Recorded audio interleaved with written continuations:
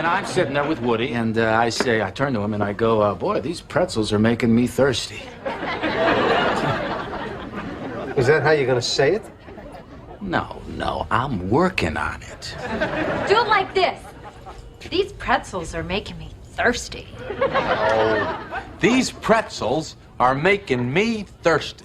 No, see, that's no good. See, you don't know how to act. These pretzels are making me thirsty. But I don't want to be a secondary character.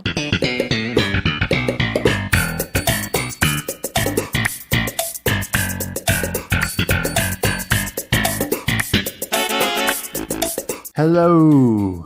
Hello. Hello. And welcome to this week's episode of But I Don't Want to Be a Secondary Character. We're a Melbourne Seinfeld podcast, and every week we take a random episode of Seinfeld and examine the secondary characters from it. I'm one of your hosts, Stephen. I'm the other host, Ivan. And I'm the friend of the podcast, I guess we could say, or semi-regular guest, Stacie. That's right. It's been a little while since you've been with us, Stacie, so welcome back. It's great to have you back in the virtual studio. Thank you. Yeah, it's definitely a different experience for us. But I'm looking forward to it. And yeah, we'd teed up. I'm pretty sure we'd teed up to do something right before lockdown started. So there's been a bit of a delay, but here we are in the future. Yeah, you were meant to come to the Vandelay studios, but due to the Melbourne lockdown, which just started again a couple of weeks ago, we're all back in our homes, just like we did a few months ago in Melbourne. So yeah, I guess we got to do it this way for now. And it's really good that you've come back, Stace. Really good to see you again. It's been a while. It has indeed. It has. I can't remember what the last episode we did together was. I remember having a lot of fun with it, as we always do, and being in the middle of a lockdown and not having a huge amount of social interaction. I'll have to try and not chatterbox too much. You chat away, Stace, chat away. Anyway, the three of us are here and it's wonderful, and we got another episode today. We are doing Season 3, Episode 11, The Alternate Side, and a few interesting secondary characters, guys. Today we'll be talking about car parker, I guess you call him, Sid, the rental car agent Rita, Elaine's episode boyfriend Owen Mars, and I do have one or two notes on the paramedic who comes to help out Owen after he has his stroke. Do either of you have any other notes on any other secondary characters? Not me. I've just got a brief note, I suppose, on the car thief. Ah, yes, the car thief. Over the car phone. Yeah, an unseen secondary character, one of many. Actually voiced by Larry David in an uncredited role. Exactly, which is why I thought it granted mention. Fair enough. I did not know that. If you want to get in touch with us, you can email us at bidwabaskpodcast@gmail.com. We're on Twitter, Instagram, Facebook, and Reddit. You can listen to all of our previous episodes on your podcast app of choice. And if you want to help us out, you can leave a 5-star rating or review, or just let us know what you think. You can also support us financially. That's right. We are on Patreon, PayPal, and Pod Hero. And on Patreon, you do get bonus content, including Curbcast Season 2, our review of each episode of Curb Your Enthusiasm, as well as Season 11, our latest podcast. And that's where Stephen and we write original episodes of Seinfeld set in the modern era, and we read out the plots to you. So very exciting. And big thanks to our current patrons as of recording: Tim, Holly, Nakia, Jeff, Kelly, Neil, and Dan. Big thanks, guys. And finally, if you want to join in some fun on Facebook, make sure you check out our Seinfeld Facebook group, Seinfeldisms. It is the biggest Seinfeld Facebook group. We're up to about 73,000 members now. And as of the time that this... Yeah, so it's huge. Huge. It's huge. Huge. As of the time of this episode's release, we will be running regular trivia events as well. So if you want to check that out, just jump on the group, have a look. You'll see a post somewhere at the top and all the details will be there. It was 71K, now it's 73K. I'm huge. I'm huge, Jerry. Huge. That's great. Well done, guys. Yeah. I know that it had been slowly growing. You know, the community on the Facebook group was slowly growing, like Steve has mentioned it a couple of times. But that's like huge community of people coming together over their shared love of Seinfeld. Yeah, it's really funny because I went through our Patreon page probably a couple of weeks ago just to like edit, some old episodes we put on there. And there was this bonus episode we did, I think, in July of 2018 or thereabouts. And I think that's probably a month or two after Stephen started the page. And it was like, follow our page, Seinfeldisms. There's 1,500 members already. Wow. Yeah, the rapidness of the growth has been mind-blowing. I talk about it pretty much every week, just how quickly it's grown considering its young awesome. age. So, yeah, so if you are a member of Seinfeldisms, thank you for being part of an awesome community. And check out the trivia. Anyway, let's get into the episode. Seinfeldisms is where we usually start. I don't have any this week. Do either of you? No, I do not. But Stacie, I think you said off air that you have one. Is that right? Yes, I do. I have finally managed to show up, having done my homework for the first time in probably 3 episodes. Nice. So this week just passed, or obviously we're at the end of it now, but this week that we've just had, my housemate and I went for a drive to go get some food one day and went to check out this amazing bagel shop on the, not at the south side, it's in Cremorne, but it's called Sable, I think. And my housemate had been there a few days prior, and I saw some pictures of what she'd ordered on social media and was like, oh my God, can we please go? Anyway, so we'd driven down there, went inside. It's in this sort of little alleyway in Cremorne. You wouldn't necessarily see it unless you were looking for it, but it's a fantastic spot, delicious food. And we walked in and I was looking in the, in the window and at the menu, everything was very exciting and overwhelming. And then I turned to my right and on this beautiful big concrete wall, they had the Kramer poster. Sweet. Or the artwork, in a frame and everything, but it had the little Son of Seinfeld logo in gold sort of down in the bottom corner. So it was marketed merchandise, but it was the Kramer right up in, peak pride of place on the wall in this lovely little bagel shop. So I was like, hey, walked in and saw Kramer and was like, yeah, Kramer. Yeah. And then I was like, oh, perfect. Now I've got a Seinfeldism and I got to eat amazing bagels. What a fantastic No bagel. Yeah. Oh, sounds it. So many bagels. I'd definitely go back. Sweet. We probably, after lockdown, we should all go and get a bagel, eh? We should definitely do that. That sounds For amazing. Sure. When we can see you all again. This is not really a Seinfeldism, but it's just, I've just remembered this. About 2 months ago, I drove through Northcote and I noticed that the Larry David bagel shop had closed down. I've mentioned it a few times on the podcast, and I've ordered a bagel or two from there over the years. I noticed that it was completely empty. I don't know if it shut down before or after the lockdown or if it was just a coincidence. But yeah, bit of a sad thing to see because, a cool restaurant like that. Empty is, it's a more common sight these days, but obviously related to us and bit of a bummer. I was actually thinking about that bagel shop though, because obviously having gone to Sable and seeing the Kramer poster and then knowing that I'd talk about that on the pod was making me think about the Larry David bagel shop, obviously, because there's a crossover there.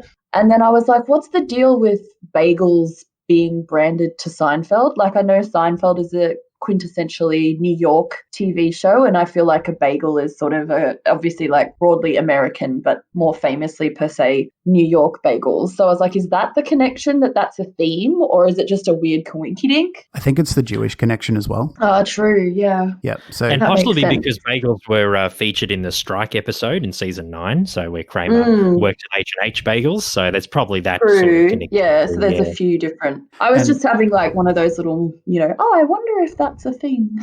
Yeah, I think there's a few connections there. I also think it's pretty easy to relate almost anything to Seinfeld. It's just such a popular, powerful, all well-known brand. You can just be like, oh yeah, there's so many pop culture references. Yeah, and you're like, I sell drink bottles. That's a Seinfeld thing, so we'll call it Seinfeld's drink bottles. You could just take anything and link it to Seinfeld, even if it's tenuous. You could do it. Yeah. Mm-hmm. All right. Next segment, Seinfeld news. I've got a couple of new segments this week. I would say that this is the final chapter in the long-running Comedians in Cars Getting Coffee court case that started, I think, in around 2017 or 2018. So I thought it finished. Well, God, it's still going. Yeah, so I thought it finished it well back in May. So just to give a brief background on the case, so a former business partner of Jerry Seinfeld, his name is Christian Charles. He sued Jerry in 2018, I think, or 2017, claiming that he was the original creator of the idea of Comedians in Cars Getting Coffee, and he sued for copyright infringement and for unpaid royalties and a whole bunch of other things. It was dismissed. The case was dismissed in May this year because the statute of limitations had run out. The original show aired in 2012, and as soon as a show or any sort of intellectual property begins, there's a 3-year statute of limitations, and because he didn't file until 6 years after the show had aired, the case was dismissed. He lodged an appeal straight after that determination in May, and the the appeal was dismissed, basically affirming the original judgment made in May. So I think this is the final chapter in the case. So yeah, bit of a long saga. Thank God. Yeah, it sounds like it. I know. I think you first reported on this. Yeah, you reported on it, I think, when we first started this podcast. Yeah, it was 2017, 2018. It's been going for 2 to 3 years. Wow. And what I've just described is a very, very short summary of all the ins and outs of the case. So if you want to know all of the specifics, just do a bit of research, and there's a lot to read through. Second bit of news, a bit sad, well, very sad actually. A Seinfeld alumni, Regis Philbin, he sadly passed away today actually. So he was a very famous talk show host in America and also a game show host. He featured in the episode The Opposite with alongside his real life talk show partner Kathy Lee Gifford, and they had famously had Kramer on the show showing off his coffee table book. With the coffee table book. That's right. That's yes, right. That's right. This guy's bonkers. This guy's bungos. This guy's bonkers.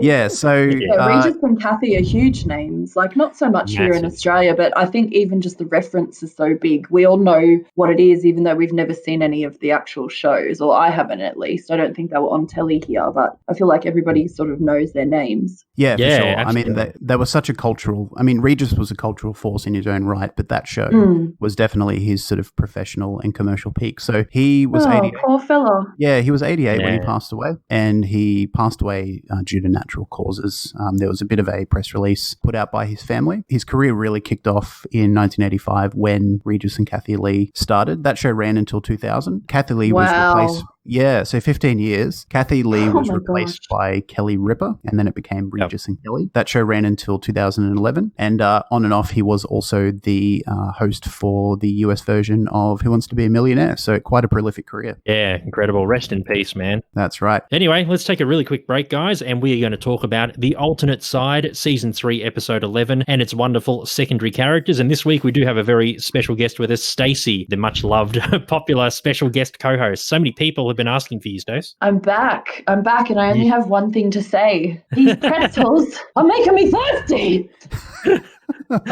These pretzels are making me thirsty. These pretzels are making me thirsty, and while we're on a break, you go have some pretzels too. We'll see you soon. Hi, this is Zach and Aaron from Seinfeld Law, and you are listening to But I Don't Want to Be a Secondary Character. The Alternate Side is Season 3, Episode 11 of Seinfeld. This episode first aired in the US on December 4th, 1991, directed by Tom Sharones and written by Larry David and Bill Masters. After Jerry has his car stolen, and he even speaks to the remorseless thief on his car phone, the thief is voiced by Larry David, he tries to rent a replacement, but learns that it isn't quite as simple as he thought it would be. George is intrigued to learn that there's a man in Jerry's neighborhood who earns his living by parking everyone's car and moving them when required. He's Sid, played by Jay Brooks. George thinks he's onto something that he could do as well as anyone. Everyone is a bit jealous when Kramer gets a one-line speaking part in Woody Allen's new movie, which is being filmed in part just outside Jerry's apartment. But nothing seems to work out for any of them. So other secondary characters include Edward Penn as Owen, Elaine's episode boyfriend, the 66-year-old boyfriend. Janet Zarish, she plays Rita, the rental car agent. And Jeff Barton plays the paramedic. Nice. Bit of trivia about the episode. What do you have, Steve? The idea for the Woody Allen story came from Larry David's experience working with Woody Allen in the past before Seinfeld. He appeared briefly in a couple of movies of Woody's, Radio Days in 1987 and New York Stories in 1989. Yes, and speaking of Woody Allen, there were two possible films that Woody could have been filming during 1991 when this episode aired. The 1991 film Shadows and Fog and the 1992 film Husbands and Wives. But apparently Shadows and Fog is set in like the old day times, and seeing as Kramer wasn't in any period clothing, it's likely the movie was probably Husbands and Wives. Yep. Yes, these pretzels are making me thirsty. That's right. I also saw that there was a suggestion that the storyline between Elaine and Owen in the episode could potentially be a sort of nod to another one of Woody Allen's films named Manhattan, where I think sort of a nearly 50-year-old man is dating a 17-year-old. But I feel like the age difference between Elaine and Owen may be another little nod to Alan. Oh. I feel like, 50 and 17 is a bit different to 66 and what Elaine's like early 30s, like both consenting adults, not a teenager and a middle-aged man. Yes. Very. Yes, very much so. It Same was age. 1991. That's true. Same age difference, but yeah, different specifics, I think. Well, there's the adult, there's informed consent and somebody's ability to consent as an adult. Yes. That's right.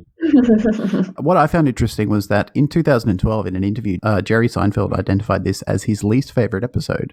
He said he's pointed to the Owen storyline of specifically when he has a stroke, and he said that it made him feel uncomfortable. I'm guessing Elaine scene at the end as well, where she sort of coldly but tries to make it sort of lighthearted when she breaks up with him. That scene was a bit rough. It was a bit awkward. Yeah, a bit awkward. But I guess at the end of the episode, Elaine says that he's, basically recovered, and he reveals off screen that he was just with Elaine for the sex. That's true.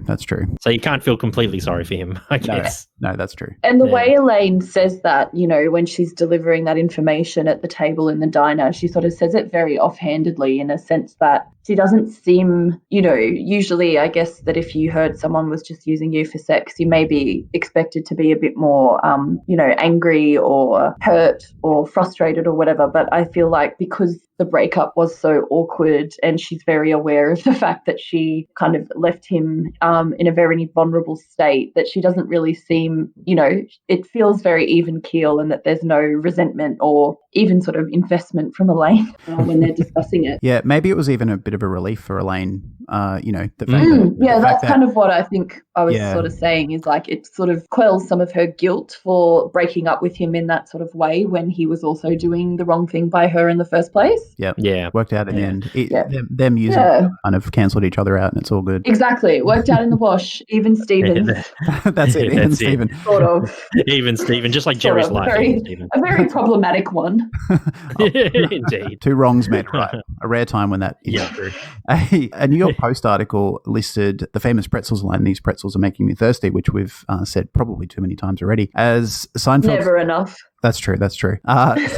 It was listed as one of Seinfeld's 25 greatest contributions to the English language. And I would argue that it's probably like top 10 famous line quoted amongst Seinfeld fans and even sort of casual or even non-Seinfeld fans. No Suit for You, this line, and a handful of others I would say are the most iconic. Yeah, I agree. I think it would be like top 5 most memorable and most sort of pervasive pop culture references to come out of the show. Sure. I don't know if you remember this, boys, but one of the years that I was in Denmark over the summertime, so I think it was probably like 2 years ago, on one of my trips to Denmark, I sent in a photo for the Instagram, the socials and stuff, of a bag of pretzels from this shop in Denmark, and it had the quote on the outside of the bag of pretzels. That's right. Nice. Yeah, you saw quite a few Seinfeldisms in Denmark. I did, when I was over in Europe. So like that's how, it's used on packaging for generic branded pretzels in Denmark. Like that's how kind of massive that quote has become. And I mean, Seinfeld, I don't imagine, is especially popular in Denmark. I mean, it didn't really reach much of an audience beyond the US, Canada, Australia, UK, and maybe New Zealand. So, I mean, that's a testament to the popularity of that line. Mm-hmm. Yeah. And speaking of These Pretzels Are Making Me Thirsty, this is my last trivia, guys. So Jerry, after this episode aired, Jerry had like a stand-up tour. And in his next stand-up tour, audience members would chant the phrase virtually during every performance he was in. And they'd even throw pretzels on stage. Oh. Yeah, I read that today too. How good's that? I'm sure he fucking hated that. Oh, yeah. Just for a short time it happened, Yeah. Crazy. Tom Jones got underwear and Jerry Seinfeld got pretzels. Pretzels? Yeah, I'd actually take true. the pretzels, personally. Yeah, I'd take the pretzels over used underwear, I don't know who wore these underwear. I don't know where they came from. Pretzels are fine. Just throw me up an unopened bag of pretzels and we're good. Yeah, I don't want them to be like pre-handled. I want bags of pretzels. Yeah. Give me bags of those Danish pretzels. Or fresh, that'll be fun. the big German, like fresh baked ones where it's like crunchy on the outside but real bread still on the inside because of how thick it is. Yeah. But then in some sort of like biodegradable packaging so that I don't have to eat what people touched. That's it. And those like those German pretzels with mustard, like good hot mustard. Amazing. Oh, so good. Yeah. Yes. Except the German ones myself. aren't usually vegan. No, I was going to say I have hot butter with mine, but I don't think you two would. Yeah, and sometimes there's egg in the dough. I didn't know that. But it depends. Anyway, delicious. Bloody Indeed. good. Anyway, you know what is delicious? These secondary characters. So who shall we talk Ooh. about? Oh, who shall we talk about today first from the alternate side, guys? Let's talk about Sid. Sure. He's played by Jay Brooks. He's also appeared in Grave Secrets and The War. And this isn't the first time we've spoken about Sid. We talked about him in the parking space episode. He appears later on in season 3 in that episode. This is the second time we are talking about him in general on the podcast. So I think with Sid, he's a bit aloof. I feel like he's getting older, he's getting on, he's becoming a bit absent-minded as well. Like he's even doing stuff like leaving keys in cars, which would explain, which explains why Jerry's car got stolen. Yeah, so with Sid, I sort of was thinking about him in terms of the sort of character of the curmudgeon-y old man, perhaps. You know, he's got a little bit of an attitude, but he also seems like he's, pretty tired and beat down. And he's obviously, he speaks about needing to go see his sister and his nephew having an injury and needing money and stuff. So he seems like, probably, and they speak about the fact that he's been parking the cars for a long time and does it for everybody on the block. So as you said, he sort of seems like he's getting a bit older, running out of steam, maybe becoming a little bit absent-minded and forgetful that he's, left the keys and essentially had Jerry's car stolen. But on the flip side of that, when he comes in, he sort of initially apologizes about the car being stolen, but then very quickly, the apology seems genuine, but it doesn't necessarily seem like he's all that beat up about it because he just seems really tired, as you were saying, like he's on his way out. He's an older guy, he's got a pretty active job, he's been doing it for a long time, and he's just kind of doesn't really give a fuck anymore. He's pretty much retired. Kind of. Like he's 1 foot out the door, as you might say, and George is asking him questions when George thinks that he has, a way to make some fast money, and he's suddenly really excited and asking questions, and Sid's like, I don't care who parks the cars, like they can park themselves for all I care. So you can tell he's sort of losing his love for the car parking. His passion for moving cars. Maybe it was, I agree that he is just generally running out of steam and there's not many fucks for him to give anymore about parking cars, but maybe he was especially in a bad spot. Maybe his mind was elsewhere because of his sister and his nephew, and there was probably extra frustration in the preceding days because of the film being shot down the road. That probably added some traffic stress and made things a bit more which he speaks to. Cars. Yeah. So maybe those two things combined, because I think if he'd done something as bad as leaving keys in a car and it getting stolen, I don't think if he was doing that even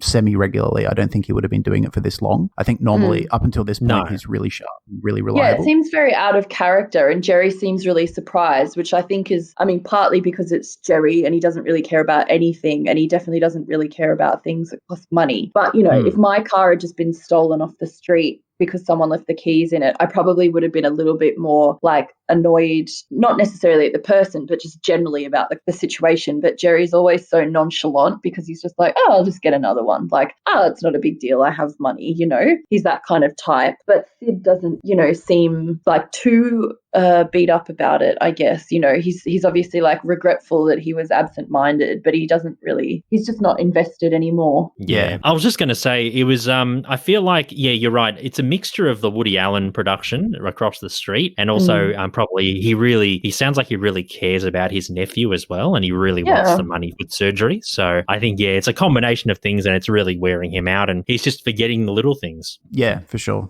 And he even blames George and says, thanks to you, my nephew's going to have a limp because I needed that money to send to my sister. So he's even sort of saying, now that we've, this situation's happened and I haven't got enough money to even help them anymore. So that would obviously be a very frustrating situation for old Sid. Yeah, absolutely. Yeah, I think once this situation had sort of blown over and the production had moved on, I think he'd be asking himself some questions about what he wants to do going forward. Is he still doing this job in the parking space? I honestly can't remember. No, well, at the end, you see some secondary characters, and Sid happens to be walking past. I'm a pretty, half glass full kind of guy, and I want to think that, because he does mention that he loses a lot of clients, I want to think that he maybe earned the trust back from the neighborhood, and he's probably got business again, and he's doing it. So he was probably just walking around, because it was outside of Jerry's building, that car spot. I think if he was parking cars for tons of clients for decades and he was always reliable, I think everyone would be forgiving of, look, no one's perfect. And it was especially also while considering- George was doing it. Yeah, exactly. Of course, Like, that's I true. It think- wasn't even Sid. Yeah, he probably explained the situation to the clients and said it wasn't me. I was away. Yeah, I could imagine him being sort of an old school guy and doing the right thing and, knocking on every client who left him's door, explaining the situation and saying, look, a lot of it was out of my hands. This is what happened. And then once they understood and had a chat, then happily being his client again and things sort of getting back on track for it. Yeah, I'd like to think so too. Yeah, for sure. Do either of you have anything else about Sid? No, there's nothing from me about him. But I think, we do see him in the parking space. And I think that's the last time we actually see him in Seinfeld in general. Yeah, that's it. What about you, Stace? I don't have any other notes for Sid other than the fact that I liked his funky styles. I liked his outfits. Yeah, funky. Yeah, he's pretty suave. His hat's cool and his leather jacket. His hat, and also I appreciate an orange and brown. It's always a classic retro combo. For sure. The He kind of looked like his fashion stopped sort of in the mid-70s, and he's just maintained that same fashion style since then, which is perfectly fine because he can pull it off very well. Absolutely. I love the Jaffa look, the black and orange. It is the brown good. and orange. All right, let's talk about the rental car agent, Rita. Rita, yes. She was played by Janet Zarish. She's known for the films Mystic Pizza and The Next Big Thing. So I think she probably doesn't really have a good sense of humor, or she's really focused on her role, because you know how Jerry makes, despite the fact Jerry is making wisecracks about her not being able to hold reservations and that sort of thing, I feel like, even like Rita couldn't crack a smile, or, she was just really stern. Like, how did you guys feel about that? I think she's just kind of over smart-ass customers, to be honest. She kind of looks like she was just... I don't think that she's humorless. I think that she just puts up with a lot of smart-asses, and Jerry's just one of many, and she just doesn't tolerate it and just tries to keep it focused on the policies of the car hire place, and just has a low tolerance for buffoonery or silly behaviors. But I think outside of work, she's probably a bit more relaxed and, is not as sort of stern and uptight. And I feel like it was probably an admin error for her, forgetting the reservation or, cancelling the reservation by accident. It was probably just something in the system. Yeah, I don't think it was her specifically. I mean, she's a customer service, or a counter person. I don't think she was the one who looked after that reservation specifically. She just had to deal with the, the car that Jerry requested not being available. But I think she handled herself well. She maintains a straight face. She's very professional, and you can see her face going like, just let me go talk to the manager and I'll see what I can do for you. But she keeps it together very well. Yeah, props for that scene where Jerry and Elaine are pretending to be the manager and the, and the worker, and they're talking having to each other. Having a fake conversation. Yeah, and it's mirrored behind the door with Rita and her supervisor talking. Such a good camera shot. Yeah, I like as well when she comes back out and Jerry goes, you know what? It looked like you were having a real conversation in there. Yes. Yeah, I found Rita to be, I definitely think that she did a pretty good job of keeping her cool, as you said. And even though Jerry was making some wisecracks, they were well-founded wisecracks, and they were nothing too sharp around the edges, I guess you could say. But I definitely noticed that Rita seemed, you're sort of saying like she seemed to keep a level head and she's good at her job. But I even sort of saw her as taking it to that next level and being like a little bit of an automaton, because, when Jerry is like, oh, I don't think you understand. And she's like, no, I understand why we have reservations. It's nearly like she's a little bit sort of like robotic or a pre-recorded message or something. And then even though Jerry's, being like, well, and makes the point about the reservation, she seems somewhat miffed, but she doesn't really seem frustrated. Like I think that a lot of other people maybe would be. And then again, when Jerry makes that crack about, oh, you looked like you were having a real conversation back there, she sort of doesn't seem, that doesn't seem to ruffle her feathers either. That just sort of glides off her. So she has this sort of nearly like robotic quality to her, in my opinion. And then also when Jerry makes the crack about needing to get the insurance because he's really going to beat the hell out of that car. And obviously having a jab about the fact that, the car hire place has sort of stuffed him around, and so he's going to stuff their car up. But she has this just like look of dread and her face drops. Like she doesn't seem to get the humor. No, that's what I said before. She doesn't have a sense of humor. No. Yeah, so that's how I found her a bit like robotic nearly. Yeah. She probably doesn't get too many people saying that they'll beat up the cars. Yeah. No. Other than when Jerry goes, anyone can take reservations, and he flails his hands in the air. That's my favorite part of this whole scene. My next favorite part is it's not related to Rita, so I am going off on a slight tangent, but just watching Elaine's reactions to Jerry and hers.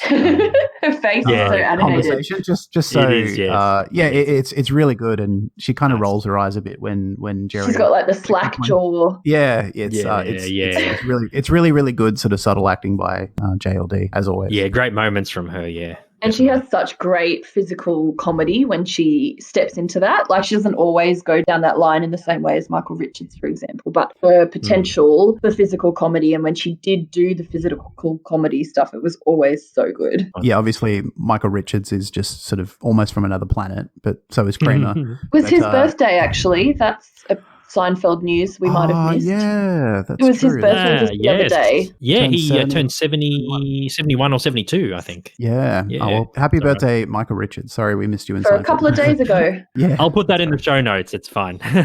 People never Happy know. birthday, you crazy animal. Yeah. I don't think anyone will actually care. No. That's fine, but yeah. At least we acknowledge it now, so that's fine. Yeah, thank you, and thank you for reminding us, Stacie.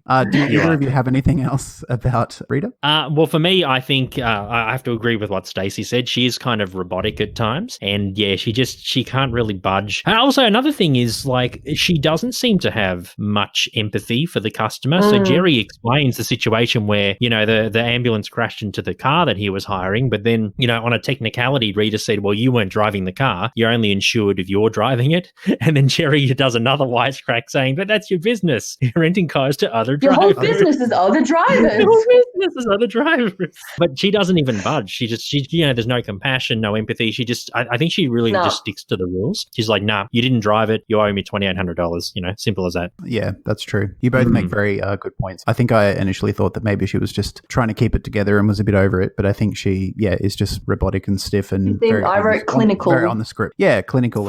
Yes. Clinical. Yeah, very, very scripted. All right, let's talk about Elaine's episode boyfriend, Owen Marsh. He's played by Edward Penn. He's appeared also in Star Trek, The Next Generation, and Murder, She Wrote. He passed away this year in February. He was aged 93. Oh, wow. Yes. Good inning. Oh, yeah, 93, not bad. Almost a century. But yeah, with Owen, one thing that I thought of, and it's in my notes, he looks really old for a 66-year-old guy. I mean, I've seen, like, these days, people in their 60s and 70s, while they do look old, I've seen many that look more youthful than him. He just looks like an 80-year-old. I don't know. What do you think? Like, were old people older looking back in the day, do you think? I feel like I definitely would say he probably looks like older than what I guess you would expect a typical 66-year-old maybe to look like. You know, like he's got quite deep wrinkled skin. But, you know, Elaine obviously speaks to the fact that he's like in good shape and that he works out and stuff, the character, obviously. Right. But I also vibrant. feel like, you know, in a sense, maybe that when you're looking at the way older people dressed in the 70s, 80s, 90s, you know, it was more expected that older people were more conservative.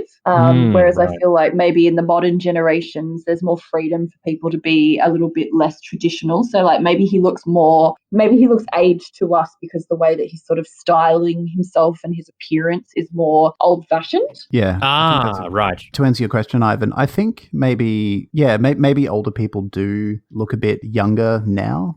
You know, maybe that health is a bit more of a thing, you know, general health amongst senior citizens has improved. Lifestyles have been, you know, a lot's changed in 30. I mean, this episode is nearly 30 years ago. So a 66-year-old's lifestyle back then would be different to a 66-year-old's lifestyle now, you know, in terms of what they grew up with, maybe what they're into. Yeah. But I mean, it's hard to say. But I didn't think he looked much older than 66, at least initially. But as you guys have been talking about it, I've thought about it. And yeah, he looks maybe like early 70s, like maybe 5 or 7 years older.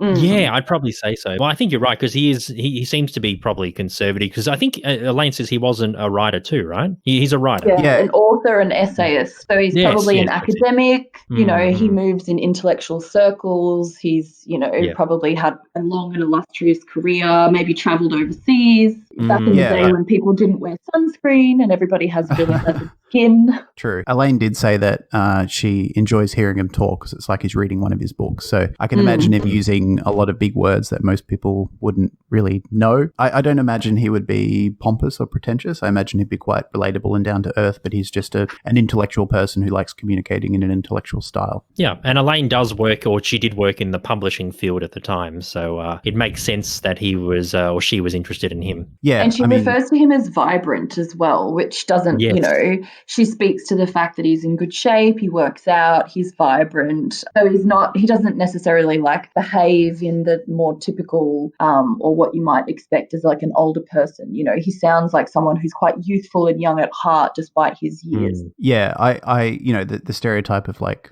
writers, especially like older men, is that they're quite self-destructive or they drink a lot or that they're sort of grim and miserable. I think he you know, he hasn't, you know, he's managed to avoid that pitfall, which I'm sure a lot of writers and intellectuals fall into. Do you think that, I mean, he was using Elaine for sex. Do you think that that is a constant behavior of his, that maybe, you know, he's able to attract younger, attractive women like Elaine because he is smart and because he is, you know, quite famous, you know, maybe fans of his? Do you think he is a bit of a player? Yeah, I think so. I think he's kind of like a Hugh Hefner light, not in the sense that he has like 23-year-olds in his bed at one time, but I think because of, probably his voice and probably because of his fame as well, he might attract very educated females and, you know, or fans who enjoy his books. And, you know, because you did mention he uses big words that most people wouldn't understand. And I think, he's probably, his intellectualism probably attracts them to him. Yeah, well, he gets a write-up in the newspaper, the fact that he had a stroke, you know, was written up in the next day's newspaper. So he's obviously quite a big name that's, you know, being covered because they reference, you know, the fact that he was found at a friend's flat or whatever. So he's got that degree of notoriety that they're writing about him having had a stroke in the news. Yeah, for sure. I think I could imagine him being an essayist. I imagine he's a regular contributor to, you know, publications like The New Yorker, you know, sort of more highfalutin publications, or maybe like Vanity Fair back in the day when Vanity Fair used to do like the more journalistic, less fashion. And like,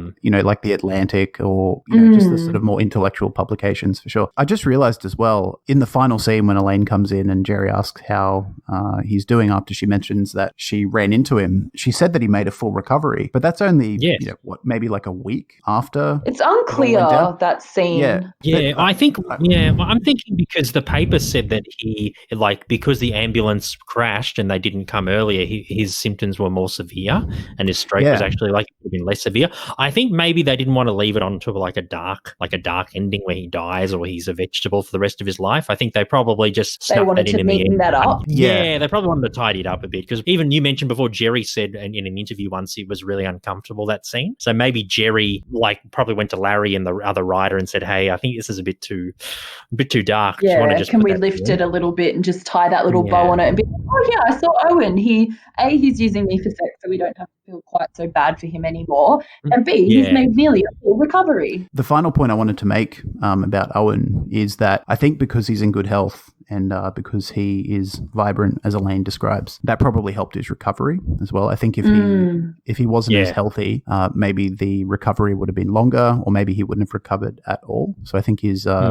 existing lifestyle before the stroke helped him out a lot, you know, in recovery for sure. And also, like Stacie said, they kind of wanted to tidy it up and make it a bit neater, the storyline at the end. So I think it was like a double-edged sword. For sure. Yeah. It all worked out for Owen. It did. And he got to have some Yankee beans. Yankee beans.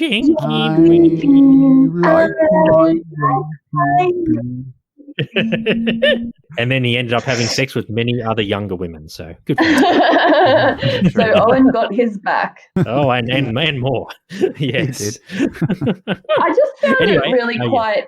I think in true, you know, core 4 Seinfeld, you know, veiled nihilistic fashion, the way that Jerry and Elaine sort of just standing there talking about Owen, you know, and Jerry's like, oh, he's actually not that bad looking, you know, and then they're talking about his eyebrows and Elaine's like, oh, yeah, it's just not something you can really mention, you know, and she's obviously like disgruntled about the fact that she has to break up with him in person in the first place and, you know, that she was about to break up with him before he had the stroke and she was so close. Like they handle it in a very typical Seinfeld way, which, you know, I'm just thinking about it now actually, but this kind of behaviour is, you know, would be some of the things that they use in the trial at the end with the Good Samaritan thing, I feel like, because this is an example of when they do, you know, when they get too far into the apathy. But, you know, they're just standing there like it's been 35 minutes and Elaine says to Jerry, do you think he's breathing? It's like if that person's been on your sofa for half an hour and you don't know if they're breathing or not, you're doing a very bad job of keeping them alive. You need to Yeah, renew I your think- first aid certificate.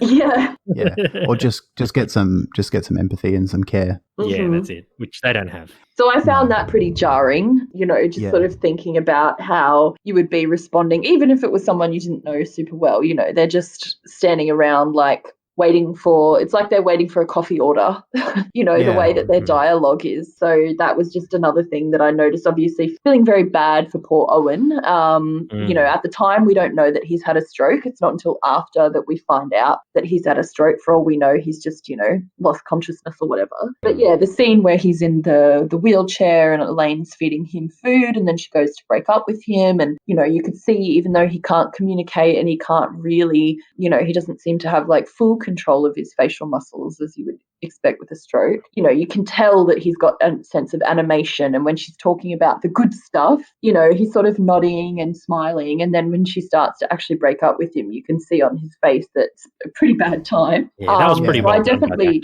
actor, I definitely felt for poor Owen. And even when she says, that he was using her for sex, not that I'm saying that that's a good quality that anyone should have, but hey, like if you're 66 and you can get a hot young 30-something-year-old, why not? Yeah. Yeah. And I mean, a purely sexual relationship is perfectly fine as long as, everyone's open. And Elaine honest found him intellectually engaging, so it wasn't there was more to it than that. They both got what they what they needed out of it, and it was all good, and it worked out. So yeah, a nice ending to a dark storyline for sure. Yes. All right, I've got one note on the paramedic. I think obviously being a paramedic is a stressful job. I couldn't imagine doing it myself, but I think Especially these times. Yeah, for sure. I think the fact that George crashed the car, causing the delay because of the movie production and everything that's going on, I think that would have just elevated the frustration in this situation. And coming into the scene, running late, not knowing what he's walking into,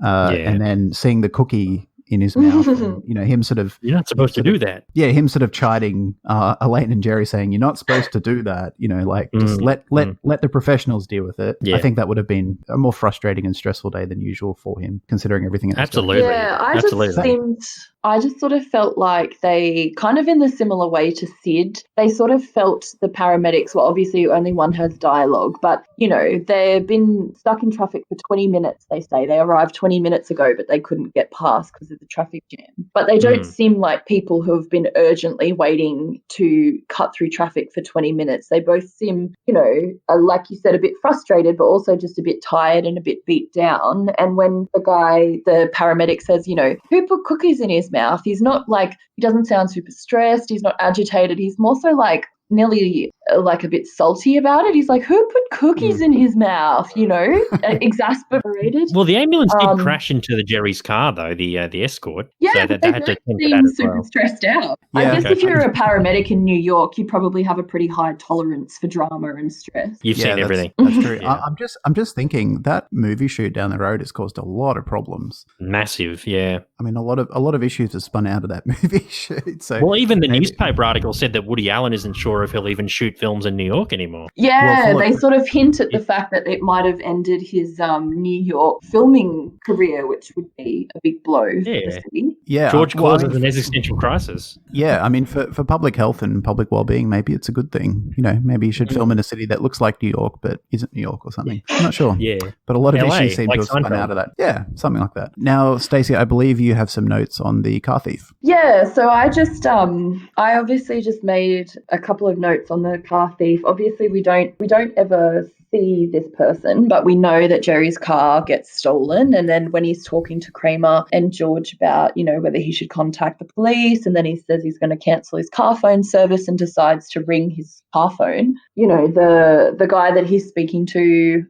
who's voiced by Larry David, he seems very sort of like nonchalant, and he just he makes it out like he was just walking past the car, saw the keys, and quite opportunistically jumped in it and decided to take it for a joyride. And even he sort of says like, I'm just going to drive it around, and Jerry asks for it back, and then he's like, no, I think I'll keep it. So it seems like it's all very spur of the moment, and that it's not necessarily the kind of person who's usually, purposely out there, stealing cars, and that this is like very opportunistic. And I think also the fact that he's like talking to Jerry on the phone like they're sort of old chums from university or something, maybe, that are like reconnecting after a long time, because he's like, oh, is that Jerry? And Yeah. Jerry's like, yeah. And then he calls back the second time to ask about the dismiss or something. Yeah. The defroster, yeah. I don't think he's a career criminal. I don't know if he's a car thief. Maybe he's just bored with his life. Maybe he was just walking down the street and he's like, you know what, I need some rush. He's seeking a thrill. I need some excitement. Yeah. And he was just looking for something and he saw the keys and he thought, you know what, I'm just going to do it and see what happens. But he still sounds bored. That's the thing. So maybe stealing the car and then talking to the owner of the car didn't do it for him. Maybe he needs a bigger rush than that. Maybe he's like, and then maybe after this, he's got to escalate the thrill to get what he needs. I don't know. Until he ends up in jail. Yeah. But maybe jail is the rush. I don't know. Maybe he's on a real self-destructive spiral or something. I'm not sure. But I thought his nonchalant and sort of casual conversational tone and manner in the in his scenes was pretty funny. Just when he's like, I don't think I'm going to do that. Just like, whatever. He just doesn't care, and it's great. What you would expect of a conversation to go between somebody whose car has just been stolen and the person who is currently driving the car. Like, they're both relating to each other in this very strange way. He reminded me a bit of Jerry, actually. Like, Jerry's usually pretty like blasé about, even in the final scene when Jerry goes, when George is like, I crashed your car and it cost you $2,000. I'll get this bill. And Jerry's just like, oh yeah, a cup of coffee should fix it. Like, he doesn't even care that his friend cost him like $3,000. And it wouldn't make me not be friends with the person, but I wouldn't be as blasé as Jerry is about it. So I don't know, maybe that's why they connect on the phone, because they can sense each other's just like, whatever. We'll see what happens sort of attitude. One thing that reminds me of, Steve, I could imagine a plot like this being in a Curb Your Enthusiasm episode. I could imagine like Larry, in Curb, he'd leave his keys in the car and then he goes to get his car and it's gone. And then he might be with Jeff or something. And then, he sees like his car and like someone's driving it. That doesn't sound like a Curb thing. And then they'd somehow like bump into each other and become friends. Yeah, or Larry just confronts him and he's like, why'd you steal my car? Yeah. I don't know, it just sounds really Kirby. Yeah, it's a bit wacky for sure. But definitely. Yeah. And I like the tie-off where, they're sitting around the table in the diner and Kramer pulls out the brown gloves and Jerry just like sort of throws his hands up in the air in this kind of like defeated fashion, but he doesn't even really say anything. It's just more of those like, like he's kind of like hanging and shaking his head in a way because he's just like, oh my God, like, can you believe this guy? I think he actually says, oh, give me a break. And then, it's just like, oh, bloody hell. Like, my life is just strange. I think in a later episode, they find his car. Might be later in the season. Yeah, that rings a bell. So they actually find it. Yeah. I forgot which episode, but I'm pretty sure. It gets dumped somewhere, doesn't it? In like Kings or something. Yeah. That's it. Yeah, something like that. Yeah, and they go to get it. Yeah. Yeah, Jerry has to go retrieve it. Yeah, I mean, that's typical Seinfeld sort of, tying up those loose ends and good with continuity. All right, I think that is all the secondary characters for this episode. We're going to take a quick break, and when we come out, we'll find, when we come back, I should say, not when we come out. Not that there's anything wrong with that at all. I was out and I wasn't even in. Not that there's anything wrong with that. When we come back, we'll talk about what we think of the episode and whether any of the secondary characters make our top 20 of all time. What do I say if he picks up? Hello? Hello? Is this 555-8383? Have no idea. Can I ask you a question? Sure. Did you steal my car? Yes, I did. You did? I did. But that's my car. I didn't know it was yours. What are you going to do with it? I don't know. Drive around? Then can I have it back? Nah, I'm going to keep it.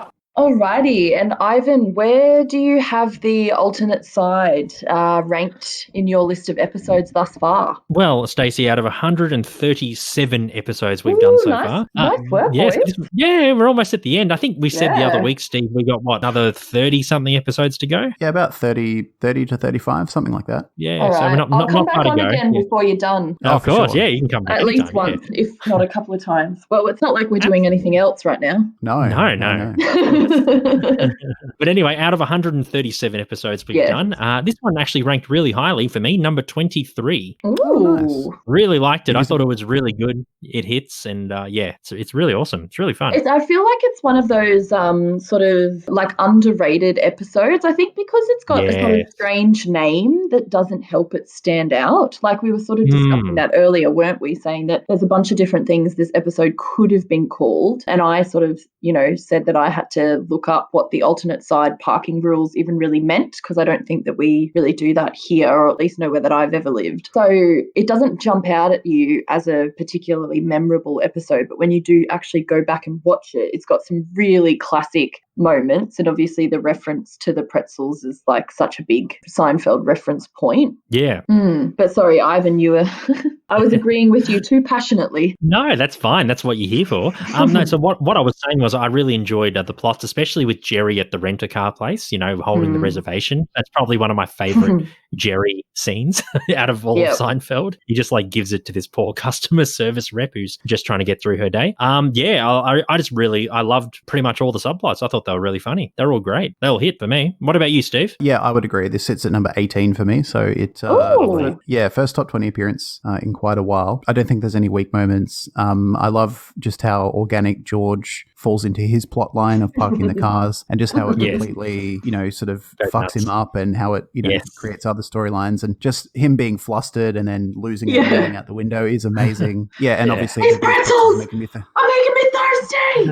He yells it out the window, and Jerry's trying not to laugh. It's so good. A lot of the time as well, when there's 4 sort of concurrent storylines and then they all coalesce at the end, sometimes it can seem forced or not smooth, but I thought that the way that these came together at the end and the way that they interacted with each other throughout the episode were really good. Didn't feel forced. It felt very natural. Very much agree. Yeah, they literally collide. Yeah, exactly. They do. Yeah, Sid's storyline is great. Jerry's on fire in this episode. Car Thief is great. All the secondary characters are good in their own right. Yeah, can't really fault it. What about you, Stace? I know you don't have a list officially because you haven't been. I don't have a list, so I usually just say there's the classics that, are the iconic ones, or at least my favorite ones. And then there's the very good episodes, the sort of, mid-pack ones, and then the ones that I don't really, like or find super funny. As I was saying, I feel like this one isn't one of the ones that springs to mind immediately. When you said to me that we were doing the alternate side, I didn't know straight away that was the pretzel episode. Right. So I feel like the reference actually has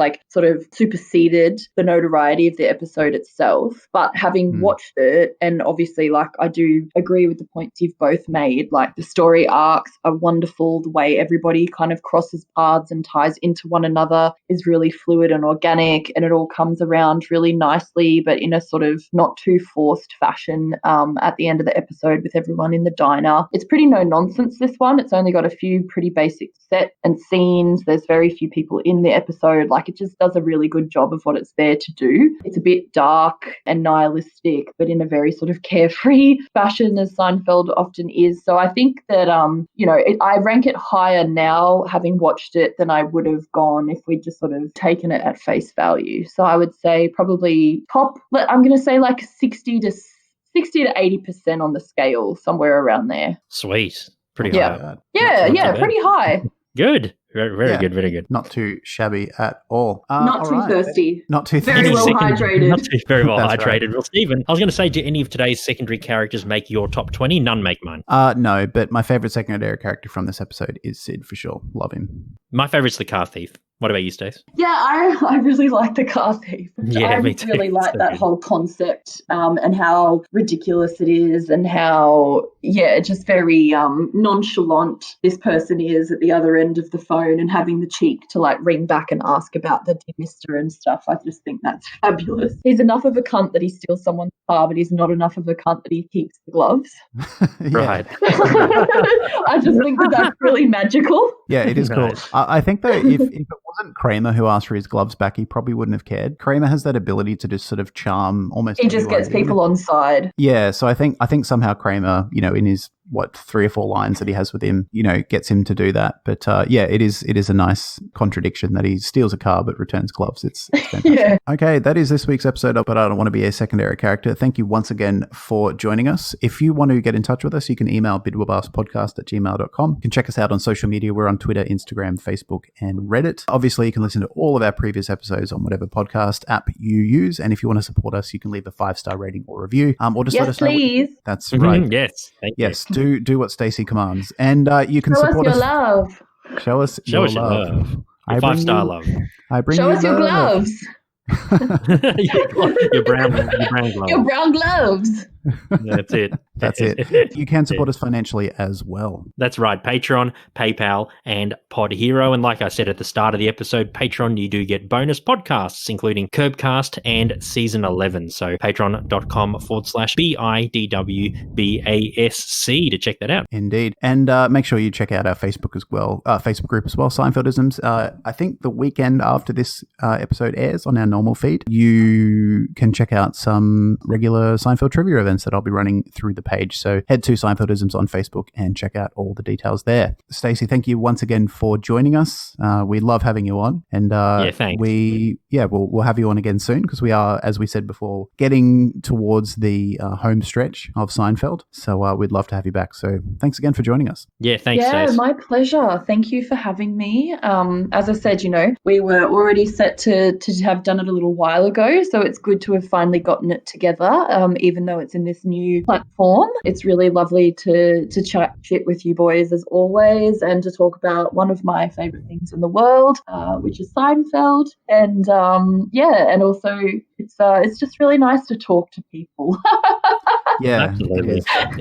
Just some basic interaction goes a long way. I know. I had you- to run some errands the other day, and I went up to the local shopping centre, and I realised that I was a little bit starved for human interaction because I had way too much fun going into the shop. Yeah, I did that the other day as well. I think I went to a cafe and I ordered a coffee and I was waiting, and there was a tiny bit of chit chat between the barista and I. How's your day? What are you doing today? That sort of stuff. And I was trying really hard to keep the conversation going. I was asking him I think I was asking him about his coffee machine or something like that. Yeah. And I could tell that he was very polite, but he was just like, look, man, we've said hello, take your coffee, piss off. But I was like, hey, man, what's going on? Like, yeah, tell me about your coffee machine. Like, You talk just to me, I'm have bored. just have so much enthusiasm for the most mundane things at the moment. That's it. Yeah, I felt like an excited puppy. It's just like, okay, I've patted you, like go away, like leave me alone now. Yeah. I'm happy to do another episode whilst we're all still in lockdown because it's just nice to talk to people. Yeah, hopefully the next time you come on, hopefully the lockdown will end and you can come here to Vandalay Studios. Yes. For sure. You're welcome on any time, Stace. Oh, thanks. Yeah, and the listeners love you too, so it works out. Indeed. Everyone, we all love you. What are we doing next week, Ivan? We're doing the season 9 premiere, The Butter Shave. Oh, nice. Oh. I just instantly had the gif of Michael Richards' head on the end of the turkey. Chicken or whatever it is. Hey, buddy. A little wing. Hey, buddy. I love it. Yeah, so we'll be talking about the secondary characters from there next week. So tune in next week and That'll be fun. have a good one. And yes, that's it. And take care of yourselves and each other, and we'll see you then. See you later. Bye.